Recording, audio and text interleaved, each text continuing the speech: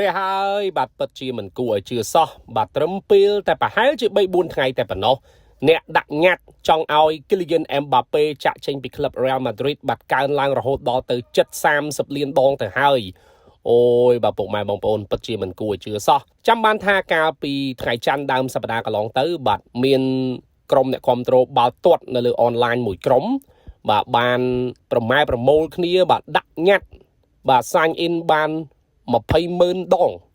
បាទដើម្បីស្នើសុំឲ្យក្លឹប Real Madrid ពិចារណាឲ្យ Kylian Mbappé ចាក់ចេញពីក្លឹបដោយសារតែពួកគេ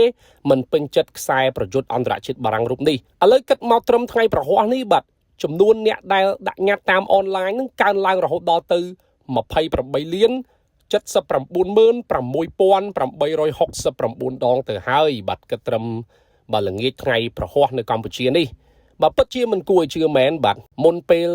Mbappé មកចូលរួមជាមួយនឹង Real Madrid បាទអ្នកគ្រប់គ្រងរបស់ក្រុមអាត្រិកសភាគច្រើនបាទគឺចង់ឲ្យកីឡាកររូបនេះមកមែនទែនបាទបើទោះបីជាក្លឹបត្រូវចំណាយទឹកប្រាក់រហូតដល់ទៅជិត200លានអឺរ៉ូក៏ពួកគេមិនខ្វល់ដែរបាទឲ្យតែបានកីឡាកររូបនេះមកបាទឥឡូវយកបាន Mbappé មកលេងឲ្យ free ទៅហើយបាទតែបែរជានាំគ្នាបាទស្អប់ Mbappé ហើយចង់ឲ្យគេចាក់ចេញទៅវិញបាទពិតជាមិនយល់តតែសោះបាទ Mbappé ទៅតែមកបាន2រដូវកាលសោះបាទមានរឿងប៉ុណ្ណឹងទៅហើយពិតជាមិនគួរឲ្យជឿមែន